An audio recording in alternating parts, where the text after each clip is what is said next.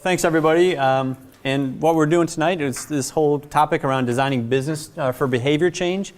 And like Heidi said, my name's Tim Letcher, and I'm going to be introducing the design thinking methodology. And it doesn't just apply to design problems from a visual standpoint. It applies to a lot of other ways to solve problems, and it takes a human-centered design approach.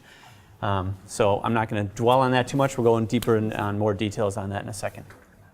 And again, I'm Brian Powers, so thanks again for coming. And as we talk through this design thinking exercise tonight, just a few things to keep in mind. So again, behavior change is really hard. It's something that we struggle with every day. I threw up some stats here. I mean, there's just general principles that people try to throw out there every once in a while. The 21-day rule, you need to do things 66 times for it to become a habit. There's 12-step processes. It seems like there's all sorts of numbers that people throw around to talk about what it takes to have things really sink in. But from what we know, it's not that easy. Changes, it's a process. It's really just an event. And the exercise that we're going to do tonight will help you get into hopefully a different mindset when you come up with some of these problems that your clients or your business might have. So really the core question today is, what can we think of and how can we reach some better outcomes by really designing for the behavior change? So before we get into that, just want to throw out a couple questions, but what are some of the biggest challenges you have to creating behavior change in your current environment? People don't like to change. Change is hard. Leadership support. There's a fear sometimes of imperfection. Yeah. People want to get it perfect the first time. They don't want to get their hands dirty and make mistakes. What are you doing now to help create this behavior change? What are some of the strategies you're using today? We're profiling desired behavior, celebrating it. Yeah. Raising awareness about it. Yeah. What else? Creating more of the burning platform on why. Yeah. Leadership modeling. Okay. So yeah, those are all great examples. Was there one back here too?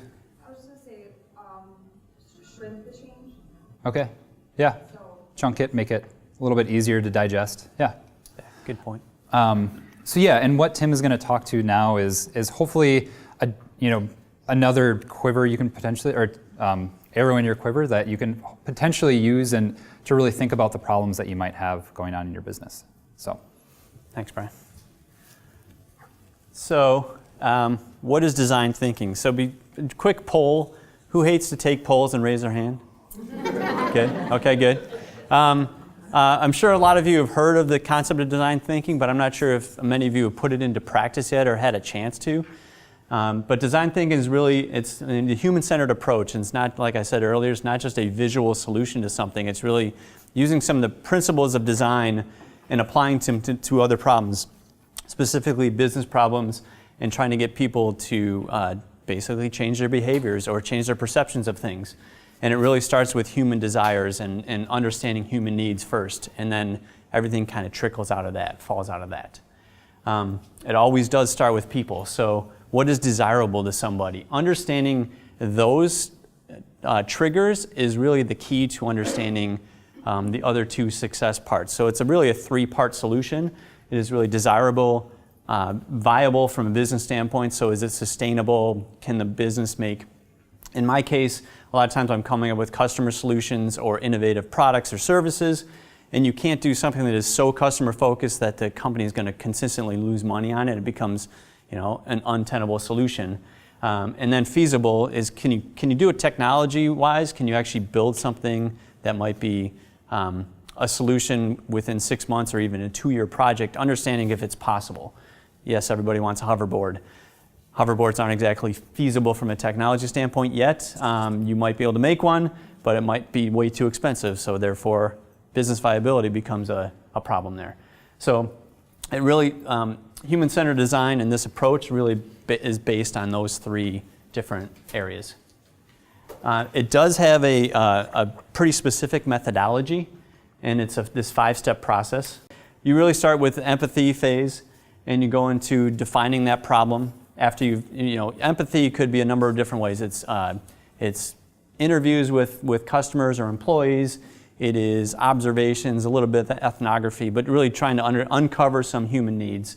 And then based on that, you define the problem you're trying to solve. And then you go through an ideation process, a brainstorm, come up with as many solutions as possible. It's the idea of that no idea is a bad idea at this point.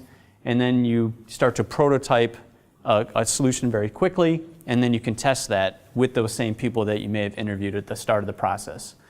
The geometry here is to symbolize that the fact that during each one of these processes, you're either in what we call flaring, so you're expanding your mind as much as possible. So during the empathize phase and during the ideate phase, you're in a very much of a learning mode. Like no idea is a bad idea. You're just trying to understand, you're trying to listen, you're trying to learn. When you get into the areas where it's kind of coming down to a more of a point, that's when you're focusing on something. So understanding if you're defining something, you're trying to bring all this data you just gathered from customer interviews or employee interviews, and then define a problem and make it really well-rounded and defined. Prototype is, again, you're trying to come up with a solution that you can actually bring to market and test with somebody. So those are the 5 steps, and what we're going to do tonight, what we're going to do tonight is one of those steps. We're going to really prototype something as groups, and that's why you don't eat the marshmallows yet. You can see some activity bag on every one of your tables. We'll be doing the prototype phase here tonight. The 6 mindsets that really we try to bring to all this methodology focus on human values. So again, it starts with the humans, it starts with the people we're trying to affect in some way. Show, don't tell. So there's a whole idea of what we're doing when we prototype or when you build something, even if it's a sketch on a piece of paper, that does a lot more than just trying to talk about it, because we all have a different idea of what words mean. So if I say the word truck, I'm sure a lot of you think of a different kind of truck than I do. You know, it's a dump truck or a tow truck or a fire truck or a pickup truck. So words by themselves don't necessarily always get the idea across. Embrace experimentation. That'll be a key to tonight as well. Be mindful of the process. So understanding what step you're on as a team. So again, those 5 steps. If one person is coming up with crazy ideas and you're trying to define the problem, you're in 2 different camps right now, and you got to all align as a team and understand, like, hey, this is not, we have time to focus later. Let's keep on expanding. So, and if we're in an ideate phase, don't shoot each other's ideas down. Don't edit yourself in the process. Think about it as a way to, no idea is a bad idea. How can I build on you? Bias toward action. There's a lot of time constraints that are critical to design thinking. The whole point is, there's a great saying, it's like, don't get ready, get started, because you learn as you build. You learn as you start trying things. And so the more you can try things, the quicker you're going to actually come up with a quick solution and learn fast. And then radical collaboration is also really important.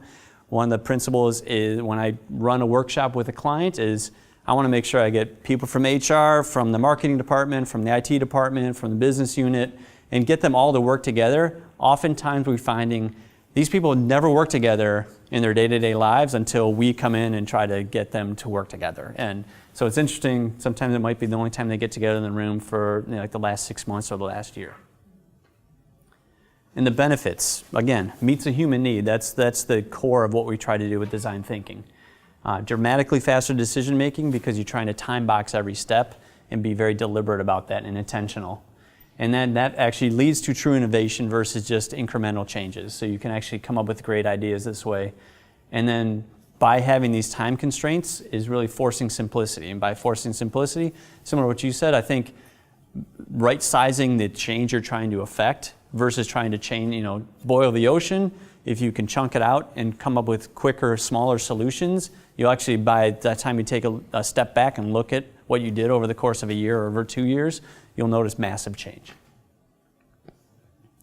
One of the great examples is Doug Dietz was an engineer and designer with GE, and he helped design these MRI machines. And he was extremely excited, extremely proud, and he wanted to go visit some hospitals and see these in action once they started installing them. And so he expected to go and get kudos when he walked into this hospital, and instead he got basically a kick in the pants, because when he walked in, he actually saw a 7-year-old hiding behind her mom's legs because she was scared of this big thing. And it hummed, and you had to stay still for 30 minutes or so, and you couldn't move.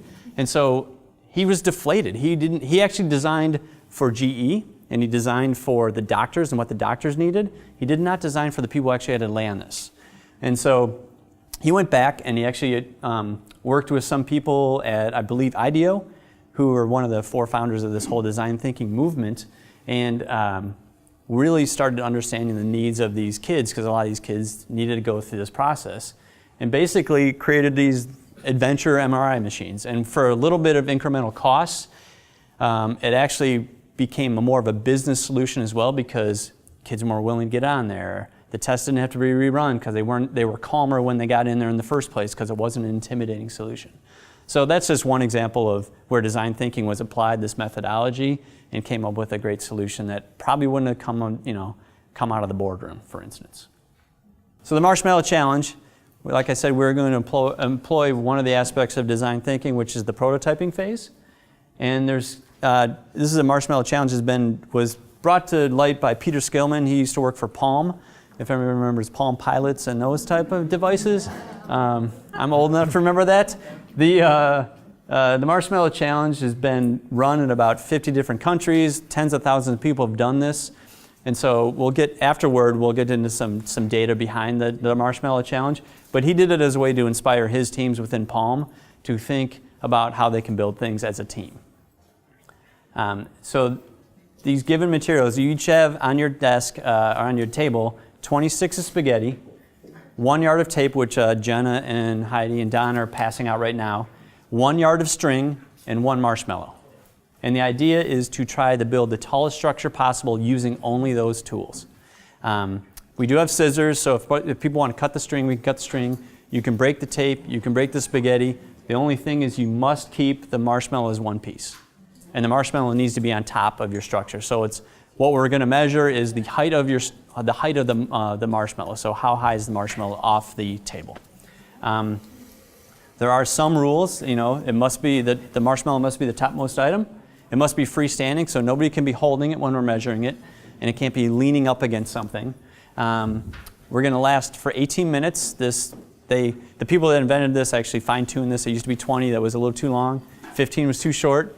So again, the whole idea of time constraints and time boxing something, they settled on 18 minutes to be the most effective. You cannot use any other materials. And then you don't have to use every piece of spaghetti. You don't have to use all the tape if you don't want. So the only idea is just make the marshmallow as high as possible. What do we win? So it's a good question. So there's incentive. So Tim Brown is one of the founders of IDEO.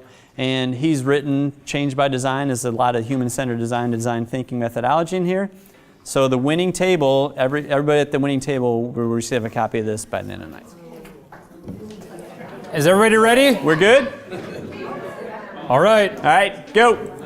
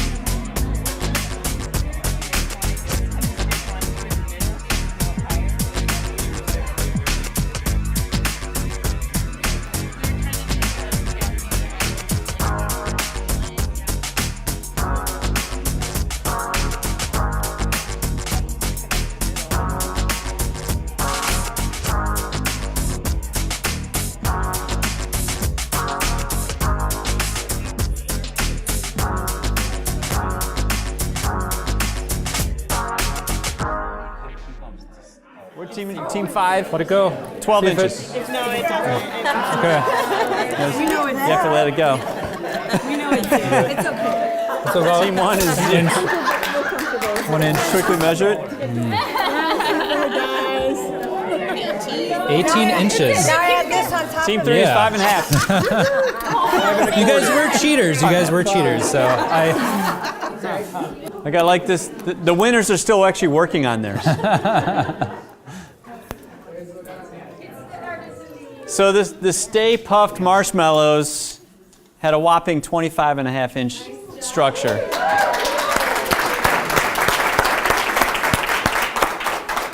So you all win the grand prize of a Tim Brown book. There you go. Just put these down right here. All right, congratulations. Thanks for doing that, everybody. I just want to go into some of the learnings around this. So like I said, this has been done by tens of thousands of people. I failed to ask how many people have done this already before. One table over there mentioned they've done it before.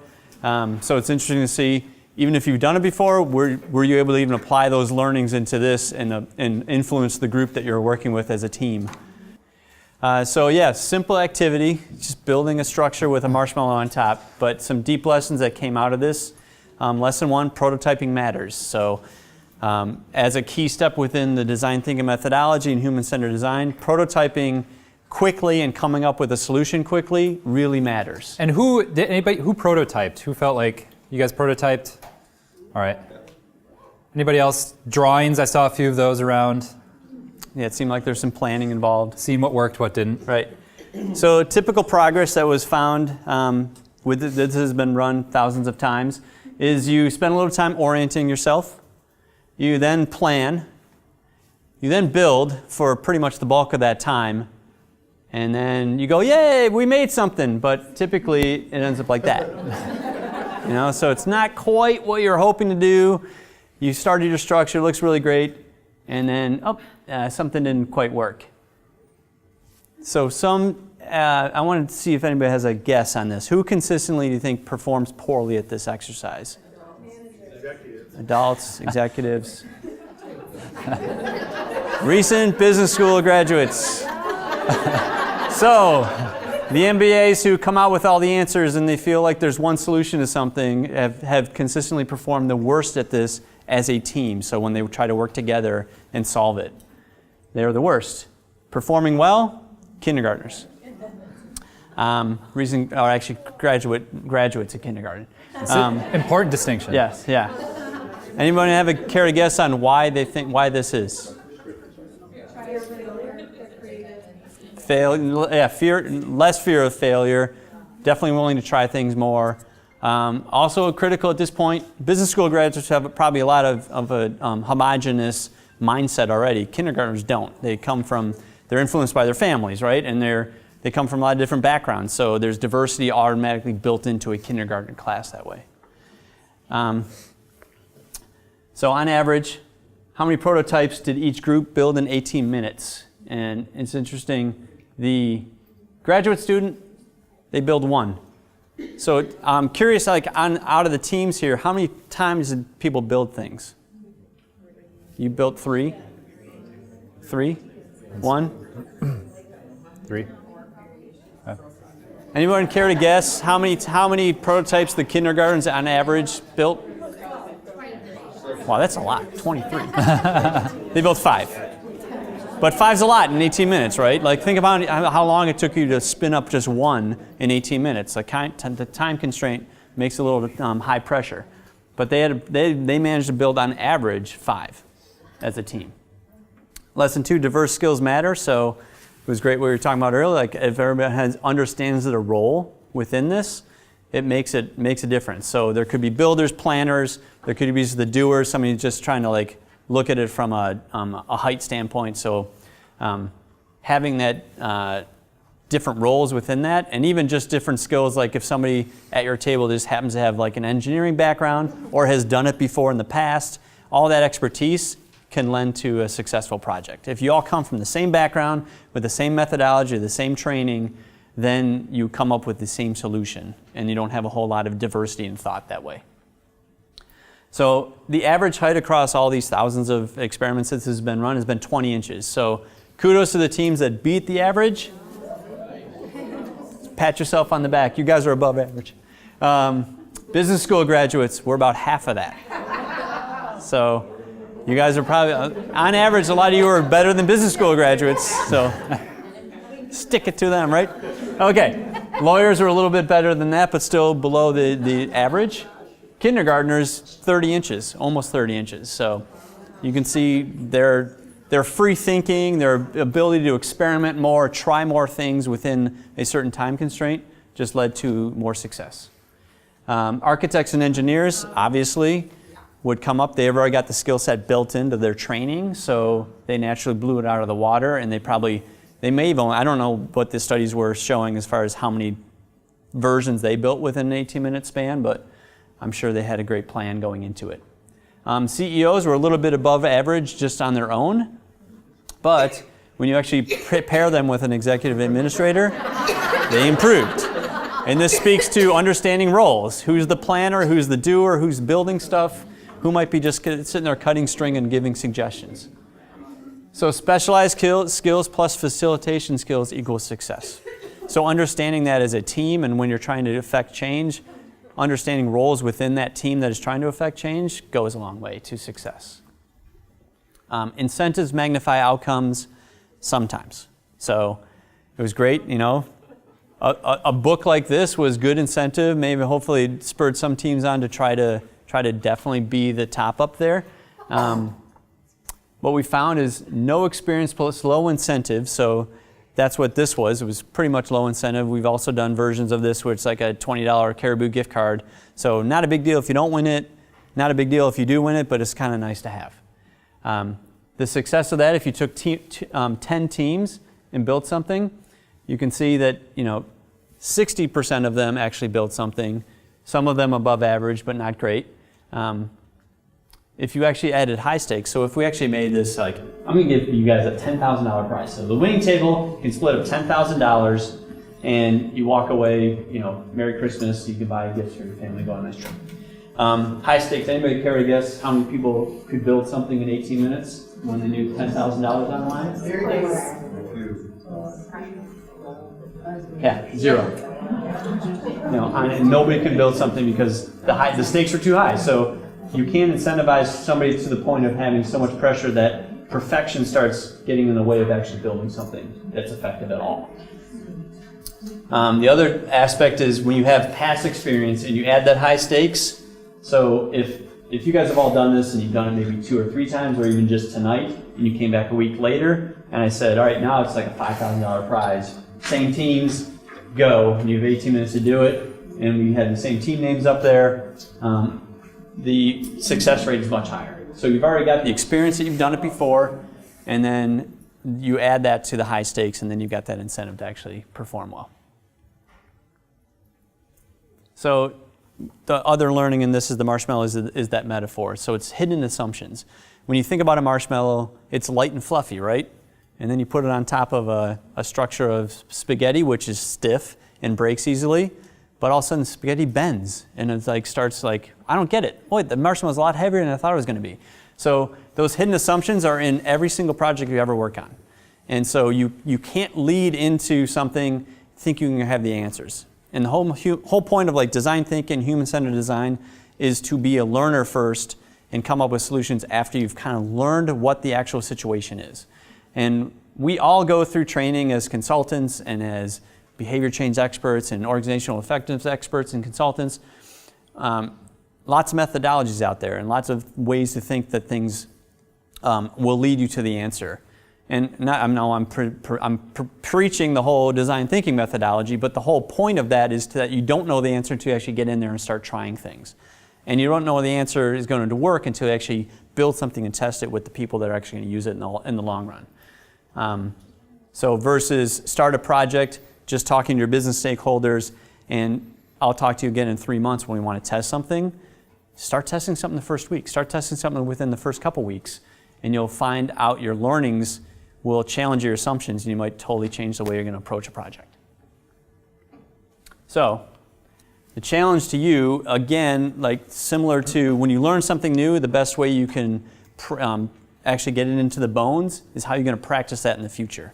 And so the whole point of doing this is to actually either teach it to somebody else tomorrow or next week. Read this book if you won that book, and then start putting it into practice right away. Yeah, so I'll talk a little bit about and really want to get your thoughts on, this was hopefully you had fun, hopefully this was a good exercise for you, but again, it's always hard to take, this type of session and then start to apply it to your work. And so, how, just before we get into this too much, how do you think you might be able to take design thinking, what you learned today, into your current role? What are your thoughts? Setting clear roles. What else? More brainstorming. Brainstorming, yep. So that thought of divergent thinking before you converge on what that right solution is. What else? You talked about the test and learn, so taking some small iterations of different pieces that aren't fully baked. Yeah.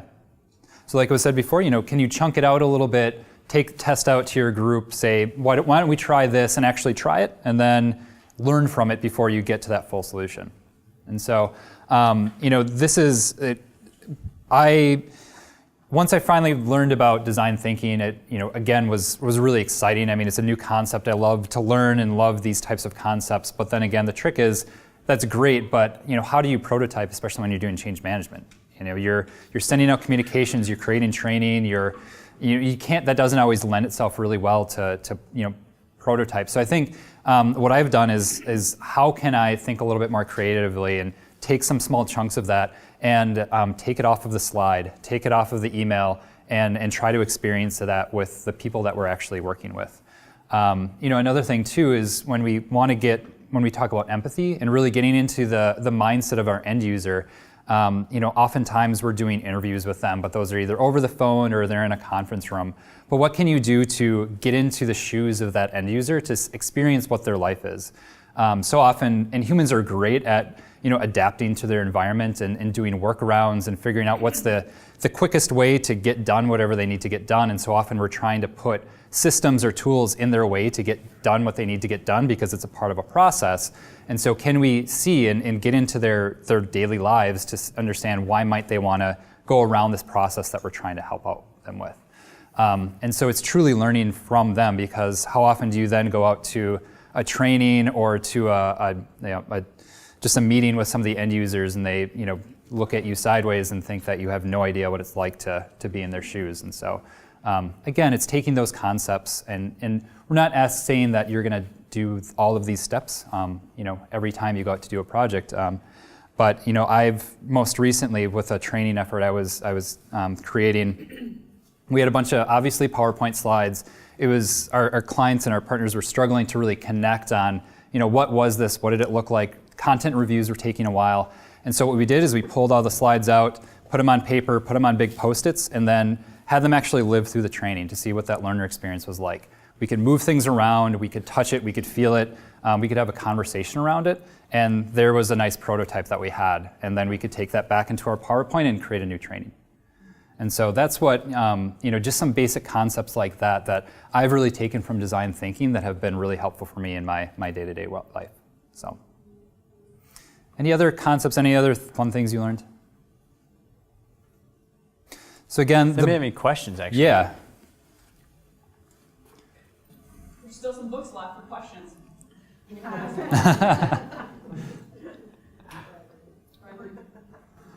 I think what you bring up is a cultural change, not only for the group and learning with those end users. Yeah, that's a great comment. And your partners too. So, your boss or your clients, and they might look at you again, like think you're crazy for trying to bring this to it, and they expect a certain thing. So how can you level set with them to say, this is how we're going to do it, this is going to be the result, let's go along with this. Does it ever kind of lose credibility? There's a danger that your end users don't think you have the credibility because you're prototyping, or you're supposed to come in with the answer. Yeah. Is that a... Yeah, what's your experience been? I think it really depends on that setting those expectations early.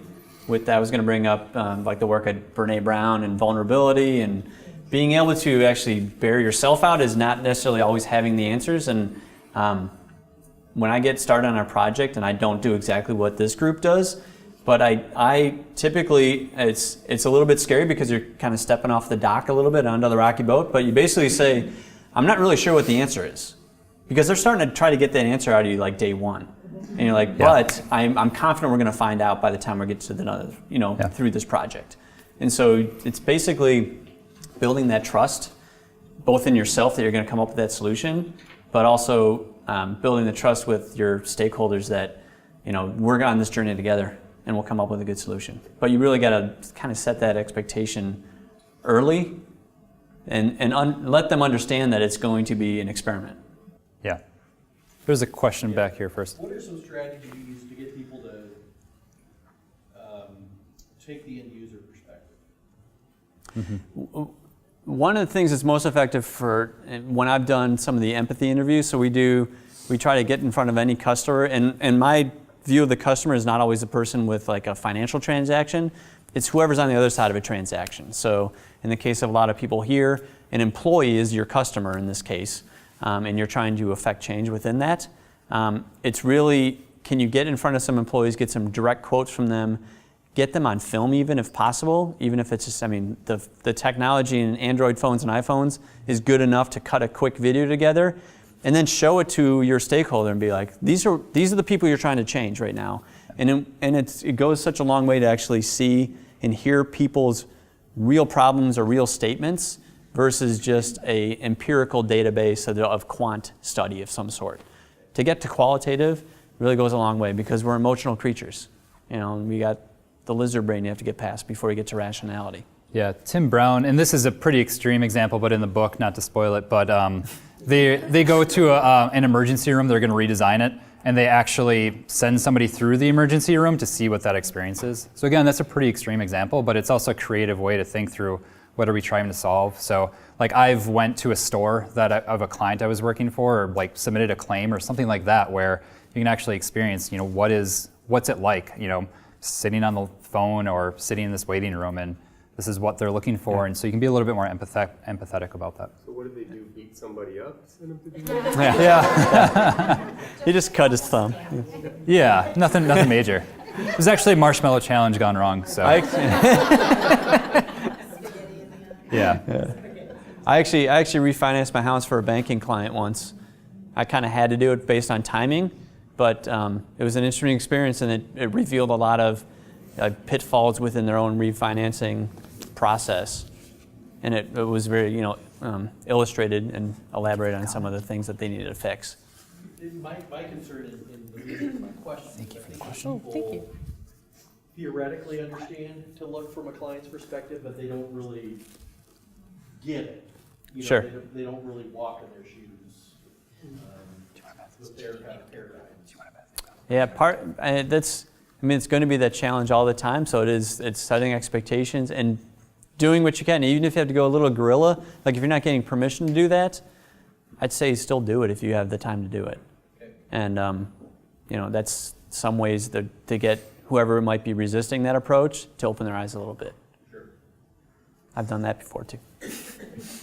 Yeah. I've got a question of curiosity. So I work with a lot of engineers and scientists. And so you had a research up there that showed that the engineers do pretty good at this. And okay, how many engineers are you able? Brian, couldn't you put yourself in there?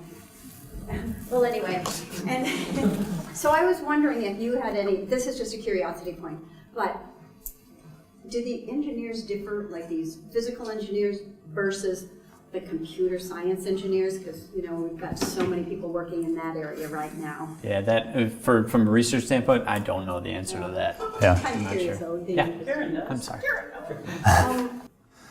Yeah. Actually, so some of the courses I've taken where they've, again, it's decentralized, and they've talked through, this is just one example about the brainstorming, but like the email storming. So somebody sends out an email like, hey, I have this question, and they time box it too, and there's just people culturally just respond to it. So it's kind of using the tools available, sending out a really simple question, and then also hopefully people are participating in it too. And again, that just generates a lot of thoughts and different ideas from people with different perspectives. Yeah, I've seen some software solutions. There's an organization out in California called the Institute for the Future. And if anybody's familiar with Jane McGonigal, she's developed some software around, she's done worldwide brainstorming sessions that are, you create your own card and people can build on that card, or people can leave a counter card, and it ends up being, but it's like for a 2-hour time box window, and you have time to get in there and add your own things, and you get, it's gamified a little bit, so you have some incentives from a pride standpoint, but very effective tool without any conference calls or at all. You're just refreshing a screen and seeing all these cards come up with different ideas and ranking them and voting on them. Yeah. Yeah. Yeah. Anything else? Any other comments or? So again, hopefully you enjoyed this. We really wanted you to learn by doing, and there's a wealth of information out there about design thinking. This book is a great example, but it's not hard to find additional information. And again, what we challenge you is, just think about some different concepts that you can apply to your current role. And you can really change a lot by doing kind of very little. And so again, just to try to help people better understand, where your end users are coming from. Even that alone, it can be really, really helpful and really powerful for your end product, whatever that might be. Yeah. So Brian mentioned IDEO as one source. The Stanford D School is another one. They teach this and have a lot of great resources online where you can watch videos of. I also run like a 90-minute crash course on all 5 steps together, and it's done in pairs. So even a room this size would all pair up, and then you recreate the gift-giving experience for each other. And it's you go through all 5 steps in 90 minutes, and that's really fun exercise too. Tons of energy. So you can learn about that at Stanford's D School as well. Yeah. But thanks for the opportunity to do this, you guys. Yeah, thank you. This is It's been great. fun.